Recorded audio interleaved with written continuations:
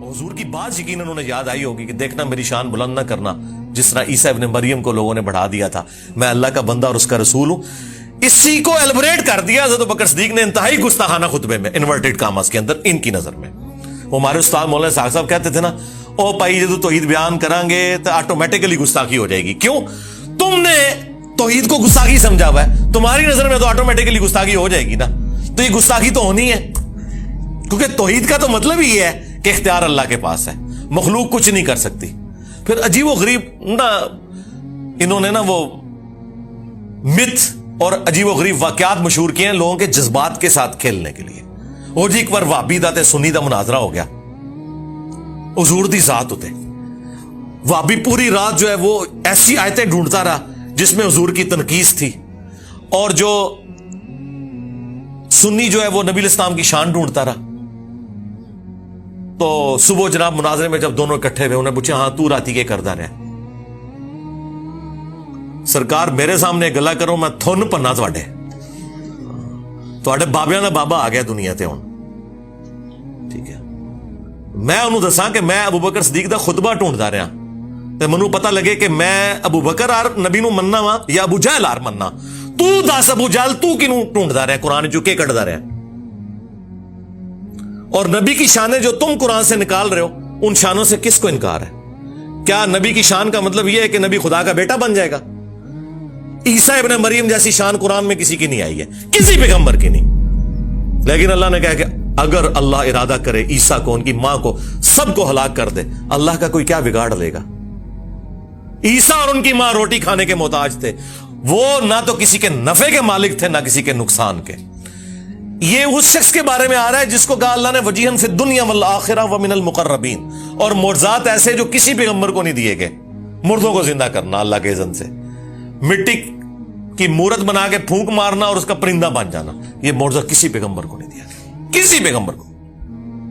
लेकिन सेंटर्ड करके उन्हीं को अल्लाह ताला ने सामने रखा कि यह फर्क है भाई अंबिया में और खुदा में।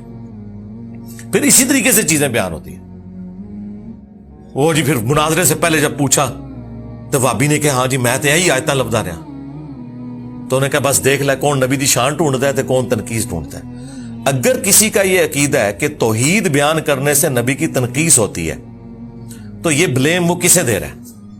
अल्लाह को। इन्होंने अंबिया को मिनी गॉड माना हुआ है और औलिया को मिनी रसूल माना हुआ है। यह मेरा एक जुमला हजारों किताबों पे भारी है। यानी आप हजारों गुमराहियां एक किताब में जमा करें ना, और आप उसकी वजह पूछे ना, तो यह है कि ये नबियों को मिनी गॉड मानते हैं और औलिया को मिनी रसूल मानते हैं। बस ये वो फर्क मानने के लिए तैयार ही नहीं है, क्योंकि कुरान तो पढ़ा ही नहीं है। अब इन सारी बातों के होते हुए मुझे तो सुबह शाम इनके ऊपर कुनूत नाज़िला पढ़नी चाहिए, लेकिन मैं सिंपल कहता हूं कि मरने से पहले है मुसलमान कर ले इस पे गौर। किताबों का खुदा और है, बाबों का खुदा और। किताबों के खुदा और बाबों के खुदा में यह फर्क है कि जो बाबों का खुदा है ना, बस वो खुदा बड़ा भाई और नबी छोटा भाई, बस इतना फर्क है। लेकिन किताबों का खुदा यह कहता है कि खुदा खुदा है, मखलूक मखलूक है। लेकिन ये बातें अब कौन करे? ये जब बातें आप नहीं करेंगे दिमाग कोई नहीं खुलेंगे। तौहीद तो इतने अरसे से बयान हो रही थी, लेकिन तौहीद का मतलब तौहीन रिसालत लिया जाता था। हमने तौहीद बयान की है ना, आए ना कोई सामने। मेरे पास तो सीधा भाई छोड़ दो तुम शान रिसालत की बात। चिश्ती रसूलुल्लाह, अशली थानवी रसूलुल्लाह पार्टी कैसे कर सकती है? कभी नहीं कर सकती। तुम्हारे बुजुर्गों ने अपने नामों के कलमे पढ़ाए, तुम्हें कोई हक ही नहीं पहुंचता। तुम तो नबी का दिफा कर ही नहीं सकते। नबी का दिफा का हक तुम्हारे पास से नहीं है, इसके कॉपी राइट सब इंजीनियर साहब के पास है। हाँ, ये राइट्स हम आपको नहीं देंगे। तौहीद भी यहां से बयान करेंगे और रिसालत भी, सही जो रिसालत का कॉन्सेप्ट है वो यहीं से बयान होगा। तो ऐ नबी तुम फरमाओ, अगर मैंने अल्लाह के ऊपर झूठ बांधा है, कुरान यानी मैंने खुद घड़ लिया, तो इस जुर्म का वबाल भी मुझ पे होगा, और मैं बरी हूं उस जुर्म से जो तुम कर रहे हो। और ये दूसरी बात दुरुस्त है इस हवाले से कि मैंने तो कोई कुरान नहीं घड़ा, लेकिन चूंकि तुमने कुरान का इनकार किया, लिहाजा तुम इस जुर्म के अंदर शरीक हो कि तुमने वक्त के पैगंबर का इनकार किया है। देखें जी, कुरान हकीम अपने अकायद और नजरियात के अंदर बिल्कुल एक नंगी तलवार है, जीरो टॉलरेंस है। اگر کسی شخص کو انبیاء کا سٹیٹس نہیں پتا، انبیاء کرام کی ذمہ داری، ان کے مراتب نہیں پتا، اور وہ اپنے زوم میں انبیاء کرام کے ساتھ چیزیں منسوب کیے ہوئے ہیں، تو عقیدت اور جذبات کی بنیاد کے اوپر ایسے عقائد منسوب کرنا، سب سے پہلے انبیاء کرام اس سے اعلان برات کرتے گئے۔ نبی علیہ السلام تو دنیا میں بتا کے چلے گئے کہ میری شان کو اس طرح بلند نہ کرنا جس طرح لوگوں نے جیزس کرائسٹ کی شان کو بلند کیا تھا۔ میں اللہ کا بندہ اور اس کا رسول ہوں، مجھے اللہ کا بندہ اور اس کا رسول کہنا۔ اب یہ کہنے کی ضرورت کیوں پڑی ہے؟ اسی لیے پڑی ہے کہ آپ کو پتا تھا کہ انبیاء کرام کی ہستیاں اللہ تعالی کی سلیکٹڈ ہستیاں ہوتی ہیں جن کو اللہ تعالیٰ معجزات عطا فرماتا ہے، شانیں عطا فرماتا ہے، اور اسی وجہ سے لوگ ڈیویٹ ہو کے ان کے اندر خدا کو اس حوالے سے ڈھونڈنا شروع کر دیتے ہیں کہ شاید یہ خدا کی شکل میں دنیا میں اتر آئے ہیں۔ اور آج دیکھ لیں تقریباً 75 کروڑ کے قریب ہیں پروٹیسٹنٹ جو حضرت عیسیٰ کو اللہ مانتے ہیں۔ 75 کروڑ، جی اتنے بریلوی دیوبندی نہیں ہے دنیا میں جتنے پروٹیسٹنٹ ہیں۔ اور اللہ کیا کہہ رہے ہیں؟ لقد کفر الذین قالوا ان اللہ هو المسیح ابن مریم، بے شک وہ لوگ کفر کر رہے ہیں جو یہ کہہ رہے ہیں کہ اللہ ہی عیسیٰ ابن مریم ہے۔ قل فمن یملک من اللہ شیئا، اے نبی ان سے فرماؤ کہ اللہ کا کوئی کیا بگاڑ لے گا۔ ان اراد ان یہلک المسیح، کہ اگر اللہ تعالی ہلاک کر دے مسیح کو اور ان کی ماں کو اور جتنے زمین میں، سارے بزرگ بابے جتنے زمین میں ہیں سب، اگر ان کو اللہ ہلاک کر دے، وصال شریف نہیں ہلاک، یہ غصے کا اظہار ہے تاکہ فرق پتہ چلے۔ یعنی اگر آپ یہ دیکھیں یہ ووکیبلری کا جو استعمال ہے یہ اسی لیے تاکہ آپ کے دماغ کھولے جائیں۔ اور یہ اللہ کہہ سکتا ہے، بندے نہیں کہہ سکتے۔ سرکار اللہ نے کسے کہا ہے؟ فرشتوں کو کہا یا ہمیں کہا ہے؟ ہمیں کیوں کہا ہے؟ کہ ہم نے اسی طریقے سے آگے بات کرنی ہے۔ نبی کو کہا گیا قل فمن یملک من اللہ شیئا، اے نبی ان سے کہیں جب کوئی بھی عیسیٰ ابن مریم کے بارے میں یہ بات کرے تو ان سے کہو کہ اللہ کا کوئی کیا بگاڑ لے گا۔ تو یہ پوری امت کے لیے، اور حضرت ابوبکر صدیق نے تو ہمارا مسئلہ ہی آسان کر دیا۔ 8 جگہ حدیث آئی ہے بخاری میں اور 4 جگہ تفصیلی۔ من کان یعبد محمدا فان محمدا قد مات، دیکھو جو بھی تم میں محمد کی عبادت کرتا تھا جان لے کہ وہ مر چکے۔ اللہ اکبر۔ وصال شریف نہیں، شہید شریف نہیں، وفا شریف نہیں، فإن محمدا قد مات۔ ومن یعبد اللہ، اور جو کوئی اللہ کی عبادت کرتا تھا وہ جان لے فإن اللہ حی لا یموت، کہ بے شک اللہ تعالیٰ زندہ ہے، اسے کبھی موت نہیں آئے گی۔ تو یہ بات یاد رکھیں، یہ بڑا سینسٹیو ایشو ہے، اور یہ انبیاء کرام کی جو دعوت سینٹرڈ اراؤنڈ توحید ہوتی ہے وہ اسی وجہ سے ہے کہ انہیں پتہ ہے کہ اللہ کا کیا سٹیٹس ہے اور بندوں کا کیا سٹیٹس ہے۔ اگر خدا کا تعارف کسی کو ہے نا وہ جرت نہیں کر سکتا۔ مجھے بتائیں ایک عام انسان جس میں تھوڑا سا ایمان ہے، کیا وہ اپنی عبادت کروا سکتا ہے؟ کیا وہ اپنے سامنے کسی کو جھکا سکتا ہے؟ کیا وہ یہ دعویٰ کر سکتا ہے کہ سارے بزرگوں کی گردنوں پہ میرا پاؤں ہے؟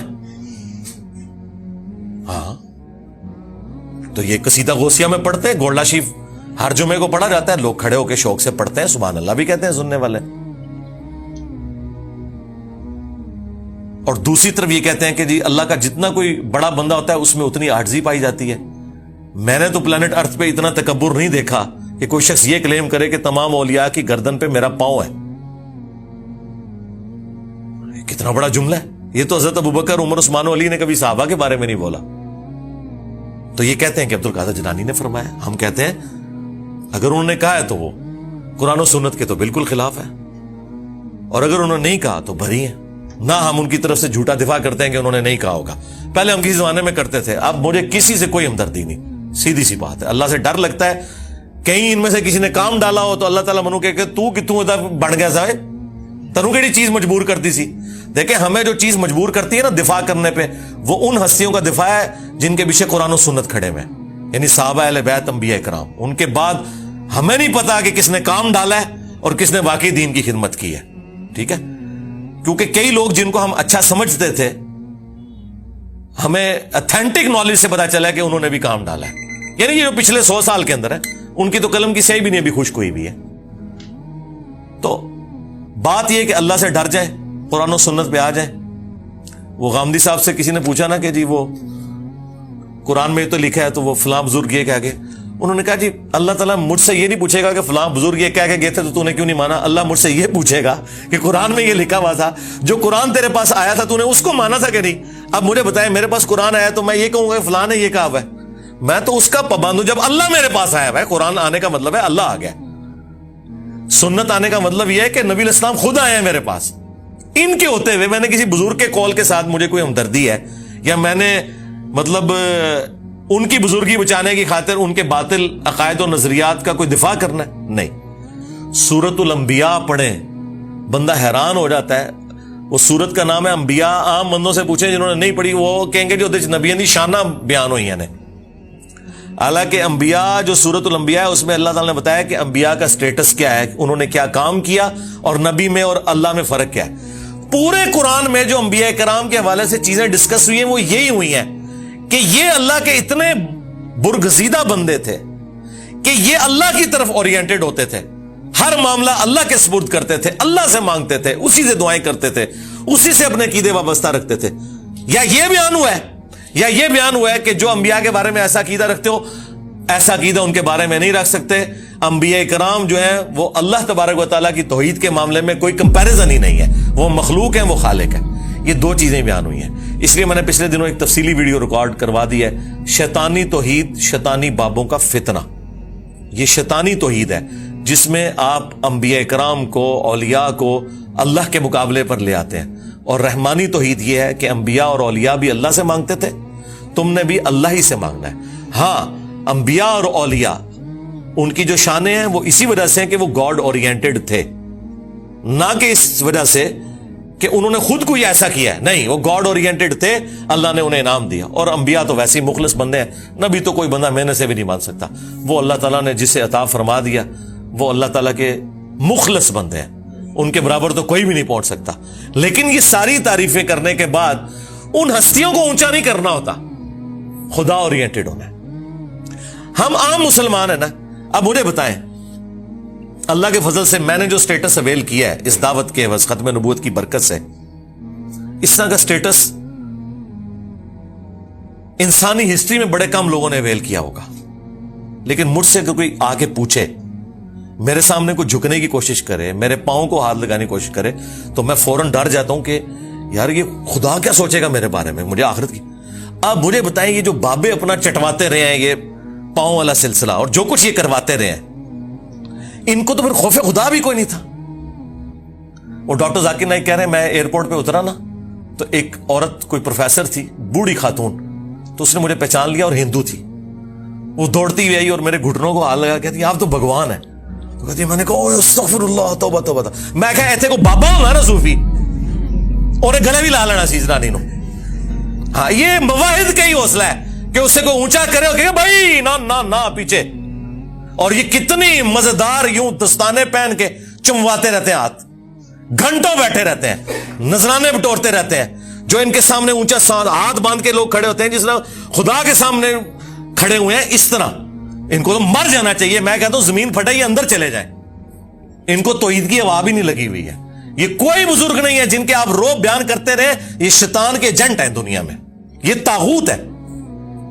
خدا کے نمائندے دنیا میں وہ ہیں کہ ذرا سی کوئی ایسی بات ہونے لگے وہ پیچھے ہٹ جاتے ہیں. اوہ توبہ توبہ. ایک صحابی مسند احمد میں حدیث ہے, حضور کو کہہ رہے ہیں یا رسول اللہ ما شاء اللہ و شئت, جو اللہ چاہے اور جو آپ چاہیں. یار صحابی نے تو کبھی شرک کا سوچا بھی نہیں.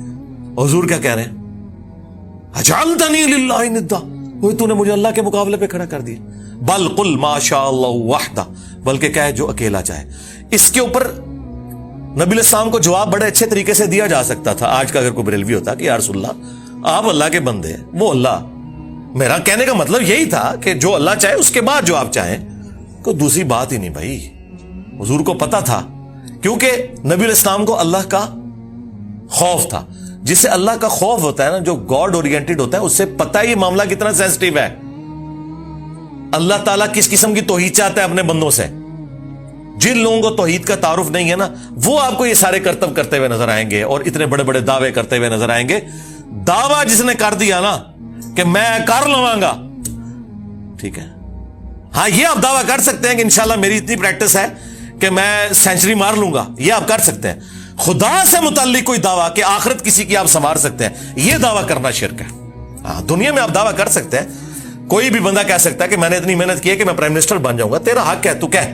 لیکن تو خدا سے متعلق چیز کوئی بیان کرتا ہے کہ میں مریض جنت میں لے جاؤں گا, توبہ توبہ توبہ, ڈر جا, تجھے تو اپنی آخرت نہیں پتا تیرے ساتھ کیا ہونے والا ہے. تو یہ دعوے صرف وہ لوگ کرتے ہیں یا وہ شیطان کے ایجنٹ ہیں دنیا میں, یا جاہل مطلق ہیں, پاگل, مینٹل, مجنون, کلندر, جو مرضی بھی لفظ کر دو, ورنہ جس میں تھوڑی سی عقل ہے وہ اللہ سے ڈرتا ہے, وہ کبھی سوچ بھی نہیں سکتا. سبحانک اللہم و بحمدک, اشہد ان لا الہ الا انت, استغفرک و اتوب الیک, وما علینا الا البلاغ المبین. جزاکم اللہ خیرا.